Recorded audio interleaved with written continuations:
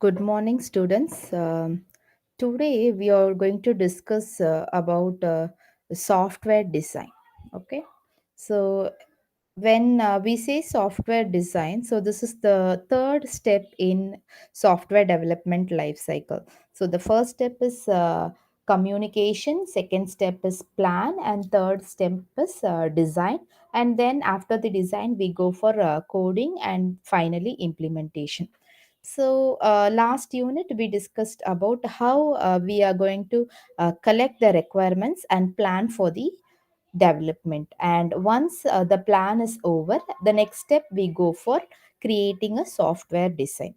So, the software design will give you an overall representation of the system. So, the term architecture design is also the same. So, you are going to design the overall system that we say it as software architecture, or also you can use the term software design or an architecture design. So don't get confused. All these terms means that we are going to represent the system, okay, in a graphical representation generally. So here, when we say architecture design, we will be concentrating on three things. One is the style and the design, and how we are going to transform the requirements which we have gathered in the second step to a architecture in the third step. That is what architectural mapping means. So these are the three main aspects which has to be known in this unit. Okay, so why we need an architecture? So as I told you, architecture of a system will describe the components and how they fit together. Okay, so it is going to represent all the components and how they are integrated into an entire system. So, this architecture will enable a software engineer to analyze the effectiveness of the design, then helps the software engineer to consider the architectural alternatives when he makes design changes. And the third main use of this architecture design is this helps in reducing the risk associated with the construction of the software. Okay, clear?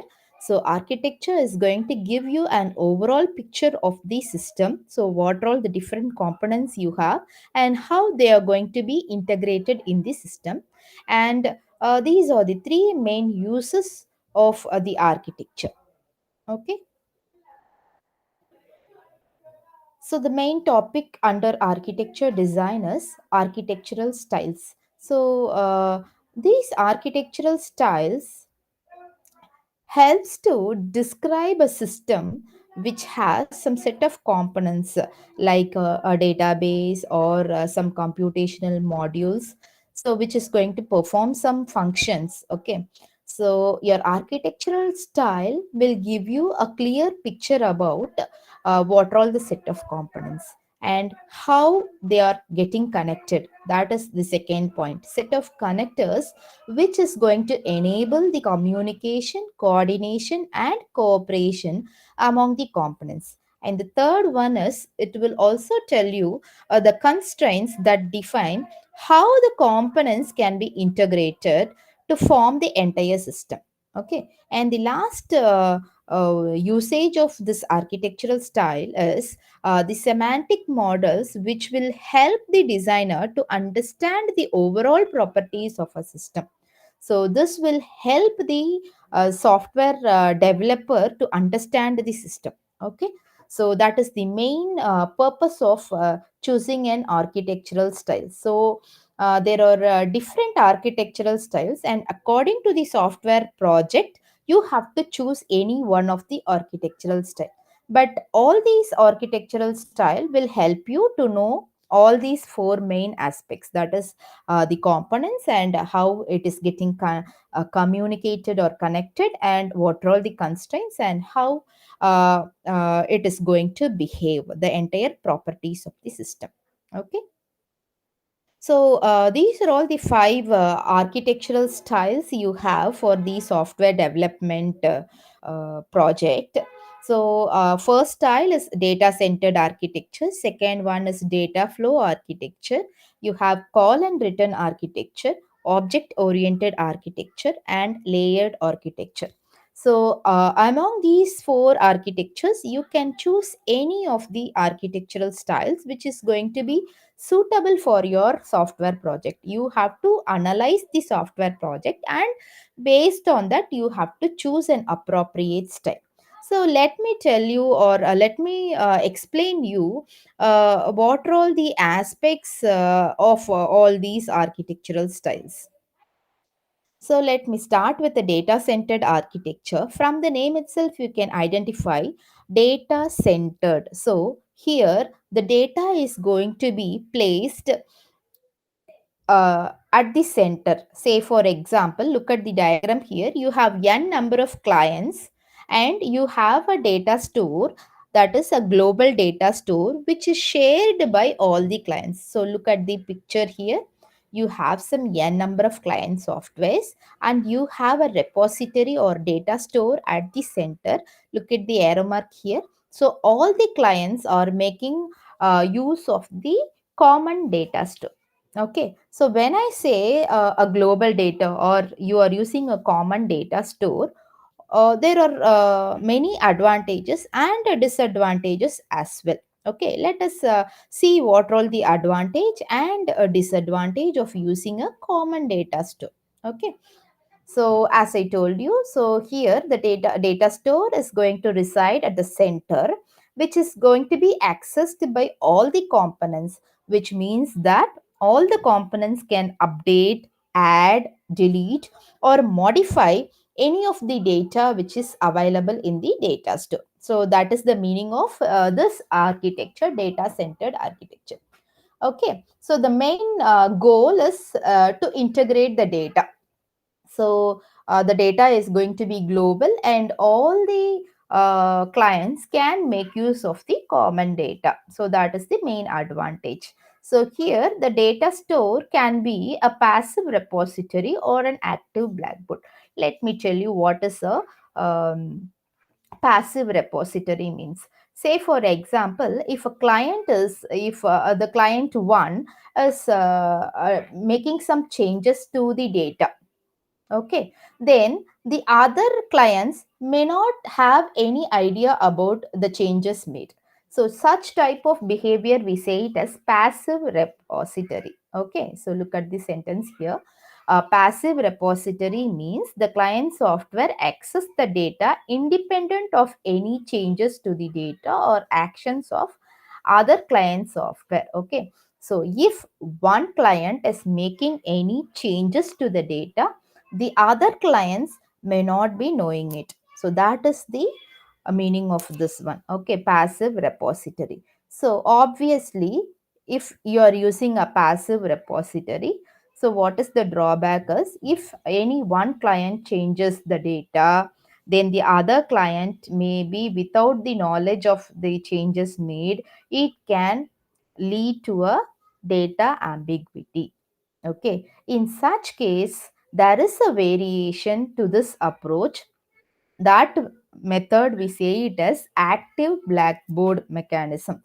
So what we can do is, if any client makes a changes, then all the other clients which are connected to the data store will get the notification about the changes made. Okay, so that wrong data may not be fetched by the other clients. So to overcome the drawback of the passive repository, we can use the active blackboard mechanism. Okay, so that whenever any of the client changes the data, the other clients will get the notification.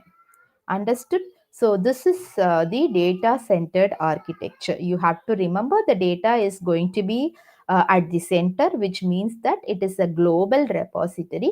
All the clients can access the data. So the depository can be either passive or an active blackboard. The drawback of using a passive repository is if anything is changed, if any of the client changes any of the data, the other clients may not have the idea about it. So to overcome this, we have another mechanism called active blackboard mechanism, so that if any of the client changes the data, that can be notified. Okay. The next approach is data flow architecture. So when we have to use this type of architecture is when there is an input which has to be transformed into an output through some series of computational components, then you can choose this architecture. So the main goal of this architecture is modifiability. So here in data flow architecture, you have two type of styles. One is pipe and filter style, and the second one is batch sequential style. So look at the diagram here. So here you have some set of components called filters. So filters is going to perform some simple task, say like a plus b, or a square plus b square minus c square, something, some logics like that. So each filter is going to perform some computational logic. So it is going to transform the input into an output. Okay. So in this line, you are going to have some n number of filters in your project. So whenever we say a project, it is going to have some n number of computational logics.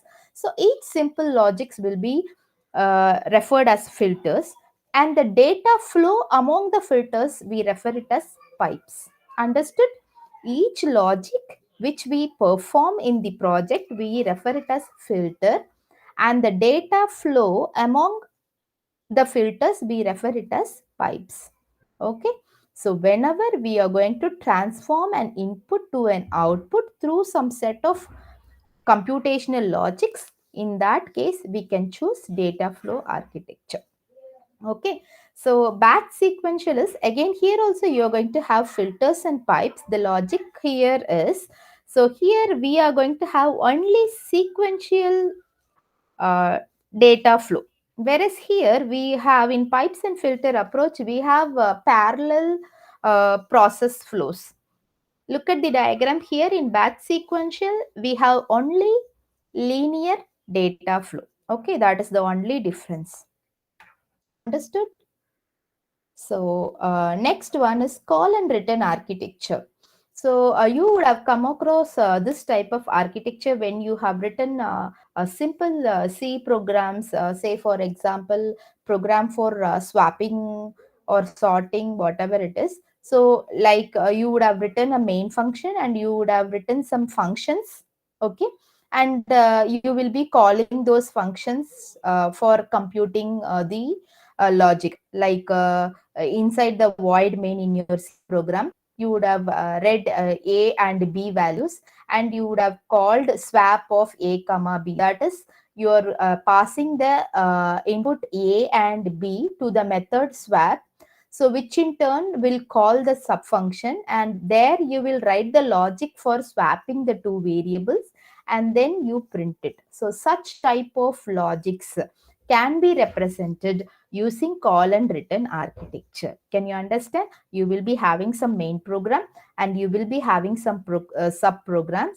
So you're you're decomposing the project into some sub modules, where your main module will invoke a number of sub modules. Okay. So such type of logics you can use call and return architecture.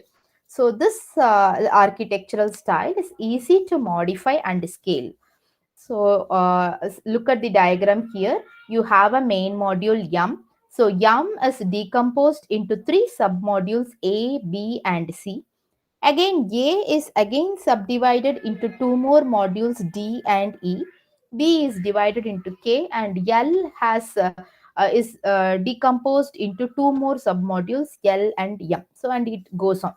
Can you understand? You have a main module. You are decomposing the main module into more than one submodule. So this type of architectural styles, we say it as main program or subprogram architecture. Okay. The next one is remote procedure call architecture. So again, this is also similar like your main program, subprogram architecture only. The only thing is your subprograms will be distributed among multiple computers on a network. Okay, it is not like your main function and the sub function is going to reside on the same system. So if it is residing on the same system means it will come into the first category, that is the main program and subprogram architecture. If your modules or distributed across different systems on a network, then only we say it is remote. So the general term remote means it is available outside the network. Okay, so it is available outside the system. Your main program will be in one system, your subprogram will be available in some other system connected with the network. You are going to communicate or you are going to call the method which is available in the other system. That is what we say it as remote procedure call. We are going to call a procedure which is available on some other system remote. Okay, that is the meaning of RPC architecture. Can you understand? So, next, the fourth architectural style is object oriented architecture. So, you all know the meaning of object oriented. So, object oriented means main concept of object oriented architecture is data encapsulation. So, we are going to wrap the data and methods together into a component so that you can protect your data from the other modules. Okay, for protecting your data you have concepts like information hiding, and whichever data you want to give to your other sub modules, in that case you can go for inheritance. So these are all some of the concepts you have under object oriented architecture. Okay, then how these components communicate with each other is they will be communicating through message passing. So whichever project which has some n number of classes encapsulated with the data and functions and communicated uh, using message passing, in such case you can go for this type of architectures. And the last architectural style is layered architecture. So from the name itself, we can understand you are going to have some number of layers. Okay. And in each layer, you are going to accomplish some set of tasks. Okay. So look at the diagram here. You have a core layer, you have a utility layer, you have an application layer, and you have an interface layer. So at the outer layer here in user interface layer, we will define some components which is going to provide an interface between the computer and the user. And next, the inner layer, maybe it may consist of some of the core task. Okay, maybe like the main logics what you wanted to perform. And intermediate layers here, say for example here it is an application layer and utility layer. So this is going to provide you some utility services and application uh, related functions. So whenever you have a software project which is going to have some n number of layers, in such case you can go for choosing this layered architecture. So, this is regarding the five different architectural styles which you have to represent your software project. Okay. So, any doubts if you have, you can ask me. So, next class, we can discuss about the architectural mapping.